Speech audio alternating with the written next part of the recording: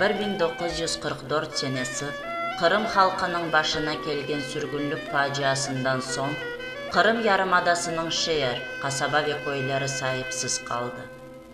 Bala sesleri kesildi, türküler sustu. Kırım'nın her yerini sessizlik kaplap aldı. Terikler ve otlar, çokraklar ve deniz dalgaları öz sahiplerinin sesleri ve yırlarından mahrum edildiler.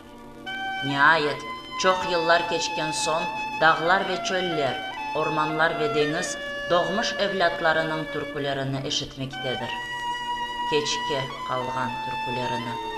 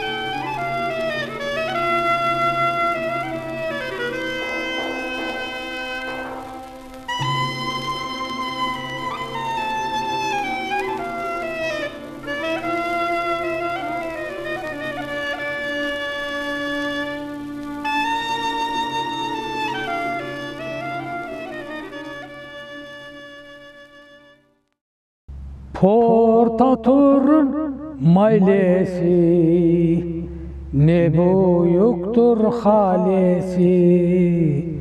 Portatur'un mailesi, ne büyüktür halesi. Cıydı aldı evlatlarına, ağlap kaldı annesi. Ağlama annem, ağlama baba, belkim çare bulunur. Stakan dolu su mudur, yapon yolu bu mudur?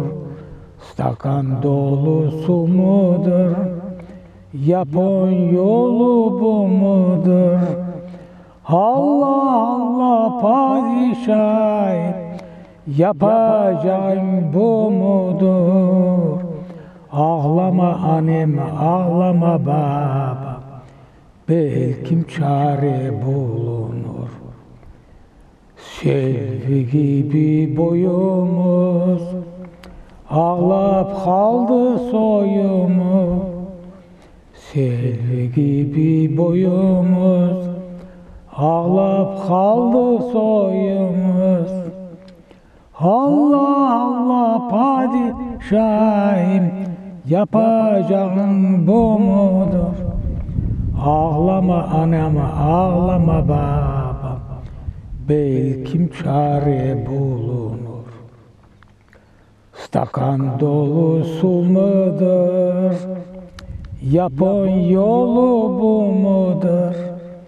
Stakan dolu su mudur, yapon yolu bu mudur? Allah Allah padişah, yapacağın bu mudur? Ağlama annem, ağlama babam, belkim çare bulunur.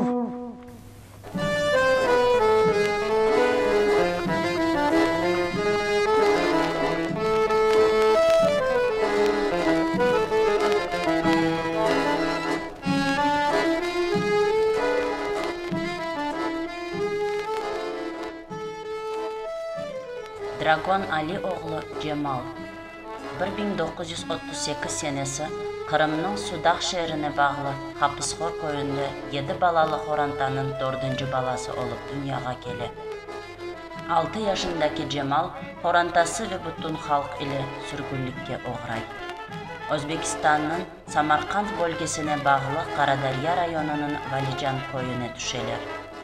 Tesadüf şu ki Cemal Kartbaba'nın Kırım'a avdeti de 18 Mayıs günü ama sürgünlükten 49 yıl son 1993 senesi olan.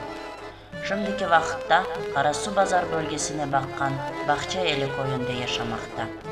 Doğmuş Hapısxor köyünde ise babası tarafından yasalgan ev hala daha dura. Lakin sürgünlük sebebinden o evin sahipleri endi yabancı insanlar.